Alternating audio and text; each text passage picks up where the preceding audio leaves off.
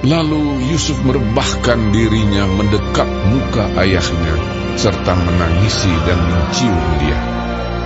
Dan Yusuf memerintahkan kepada tabib-tabib, yaitu hamba-hambanya, untuk merempah-rempahi mayat ayahnya. Maka tabib-tabib itu merempah-rempahi mayat Israel. Hal itu memerlukan 40 hari lamanya, sebab demikianlah lamanya waktu yang diperlukan untuk merempah-rempahi, dan orang Mesir menangisi dia 70 hari lamanya. Setelah lewat hari-hari penangisan itu, berkatalah Yusuf kepada seisi istana Firaun, "Jika kiranya aku mendapat kasih-Mu, katakanlah kepada Firaun bahwa ayahku telah menyuruh aku bersumpah. Katanya, tidak lama lagi aku akan mati dalam kuburku yang telah kugali di tanah Kanaan. Disitulah kau kuburkan aku. Oleh sebab itu, izinkanlah aku pergi ke sana, supaya aku menguburkan ayahku. Kemudian aku akan kembali." Lalu berkatalah Firaun, "Pergilah ke sana, dan kuburkanlah ayahmu itu, seperti yang telah disuruhnya engkau bersumpah." Lalu berjalanlah Yusuf ke sana untuk menguburkan ayahnya. Dan bersama-sama dengan dia berjalanlah semua pegawai Firaun, para tua-tua dari istananya, dan semua tua-tua dari tanah Mesir, serta seisi rumah Yusuf juga, saudara-saudaranya, dan seisi rumah ayahnya. Hanya anak-anaknya serta kambing domba dan lembu sapinya ditinggalkan mereka di tanah Gosen. Baik kereta maupun orang-orang berkuda turut pergi ke sana bersama-sama dengan dia, sehingga iring-iringan itu sangat besar. Setelah mereka sampai ke Goren Haatat yang di seberang sungai Yordan, maka mereka mengadakan di situ ratapan yang sangat sedih dan riuh. Dan Yusuf mengadakan perkabungan 7 hari lamanya karena ayahnya itu. Ketika penduduk negeri itu, orang-orang Kanaan, melihat perkabungan di Goren Haatat itu, berkatalah mereka, "Inilah perkabungan orang Mesir yang amat riuh." Itulah sebabnya tempat itu dinamai Abel Mizraim, yang letaknya di seberang Yordan.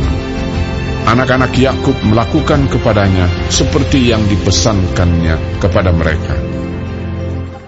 Anak-anaknya mengangkut dia ke tanah Kanaan, dan mereka menguburkan dia dalam gua di ladang Makpela, yang telah dibeli Abraham dari Efron, orang Het itu, untuk menjadi kuburan milik, yaitu ladang yang di sebelah timur Mamre. Setelah ayahnya dikuburkan, pulanglah Yusuf ke Mesir. Dia dan saudara-saudaranya dan semua orang yang turut pergi ke sana bersama-sama dengan dia untuk menguburkan ayahnya itu. Ketika saudara-saudara Yusuf melihat bahwa ayah mereka telah mati, berkatalah mereka, Boleh jadi Yusuf akan mendendam kita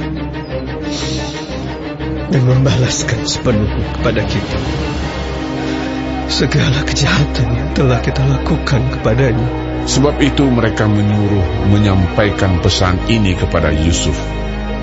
"Yusuf, sebelum ayahmu mati, ia telah berpesan, beginilah harus kamu katakan kepada Yusuf, ampunilah kiranya kesalahan saudara-saudaramu dan dosa mereka, sebab mereka telah berbuat jahat kepadamu.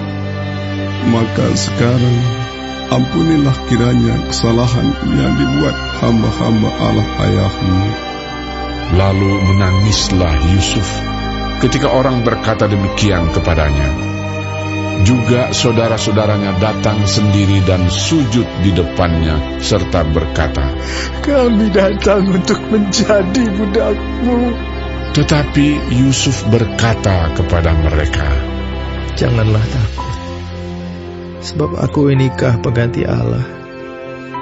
Memang kamu telah mereka-rekakan yang jahat terhadap aku, tetapi Allah telah mereka-rekakannya untuk kebaikan, dengan maksud melakukan seperti yang terjadi sekarang ini, yakni memelihara hidup suatu bangsa yang besar. Jadi janganlah takut. Aku akan menanggung makanmu dan makan anak-anakmu juga. Demikianlah ia menghiburkan mereka dan menenangkan hati mereka dengan perkataannya. Adapun Yusuf, ia tetap tinggal di Mesir beserta kaum keluarganya, dan Yusuf hidup 110 tahun. Jadi Yusuf sempat melihat anak cucu Efraim sampai keturunan yang ketiga, juga anak-anak Makhir, anak Manasye, lahir di pangkuan Yusuf.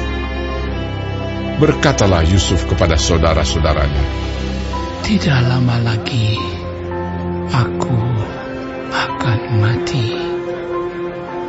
Tentu Allah akan memperhatikan kamu dan membawa kamu keluar dari negeri ini ke negeri yang telah dijanjikannya dengan sumpah kepada Abraham, Ishak, dan Yakub."